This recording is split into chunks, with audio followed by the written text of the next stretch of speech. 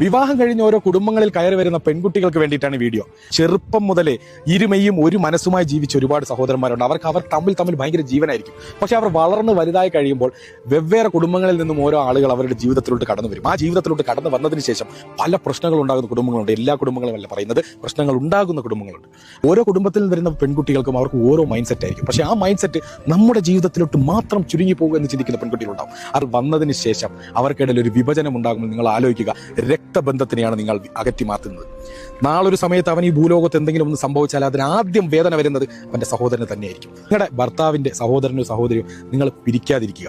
അതുപോലെ ഈ ഭർത്താക്കന്മാരോടും പറയാനുള്ളത്, നിങ്ങൾ അവരെ റെസ്പെക്ട് ചെയ്താൽ മാത്രമേ അവർ നിങ്ങളെ റെസ്പെക്ട് ചെയ്യുന്നതിനോടൊപ്പം നിങ്ങളുടെ കുടുംബത്തിനെ റെസ്പെക്ട് ചെയ്യൂ. തീർച്ചയായിട്ടും ഇത്തരം വിഷയങ്ങൾ നിങ്ങൾക്ക് ആർക്കെങ്കിലും അനുഭവങ്ങൾ ഉണ്ടെങ്കിൽ ഒന്ന് റീതിങ്ക് ചെയ്യുക. കുടുംബമാണ് നമുക്ക് എല്ലാത്തിലും വലുത്. ഈ ലോകത്ത് എന്തൊക്കെ ഉണ്ടെന്ന് പറഞ്ഞാൽ നാളെ ഒന്ന് വീഴ്ന്നു പോവുകയോ നിങ്ങൾ ആരുടെയെങ്കിലും മുന്നിൽ തല താഴ്ത്തപ്പെടുകയോ ചെയ്താൽ നിങ്ങൾ നല്ല രീതിയിൽ ഇരിക്കുകയാണെങ്കിൽ നിങ്ങൾക്ക് വേണ്ടി മുന്നിൽ നിൽക്കുന്നത് നിങ്ങളുടെ സഹോദരൻ മാത്രമായിരിക്കും.